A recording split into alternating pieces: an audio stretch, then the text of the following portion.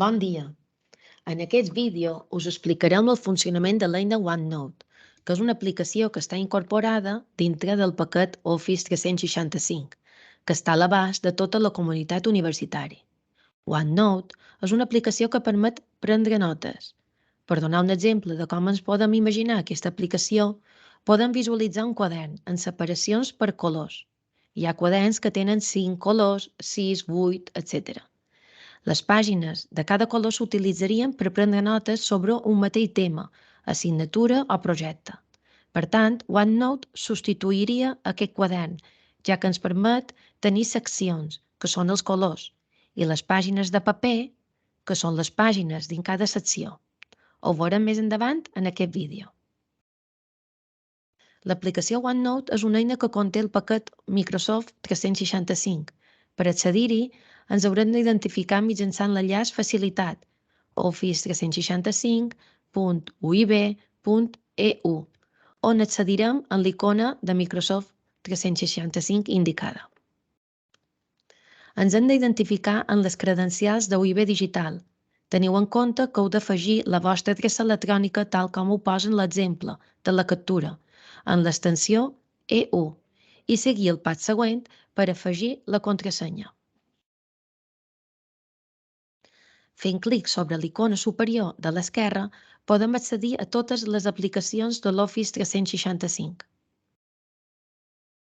Si no us apareix l'aplicació OneNote, podeu accedir a l'enllaç Totes les aplicacions.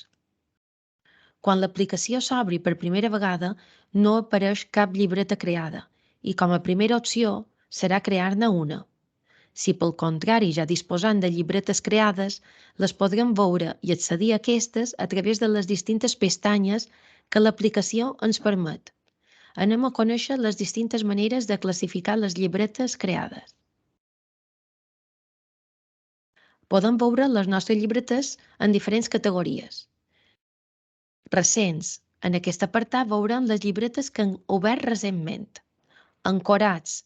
Serà on hi hagi les llibretes que hem marcat com a preferits, per tenir més fàcil la selecció. A les meves llibretes apareixeran totes les llibretes que he creat personalment i a compartits amb mi hi haurà les llibretes que m'han compartit i que m'han convidat per col·laborar-hi.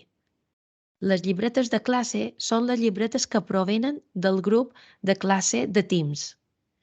I per descobrir, podré cercar dins l'organització del meu centre i servei les llibretes que en algun moment m'han compartit amb mi i que no estan localitzades a les altres pestanyes.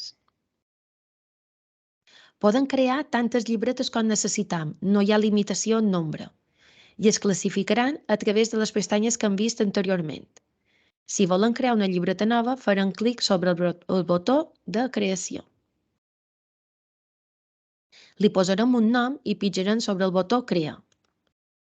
L'interfície OneNote és molt intuïtiva i està dissenyada per permetre organitzar i accedir a les meves notes de manera eficient. Consta de diversos components clau, que inclouen una barra d'eines, una barra de navegació i la zona de treball.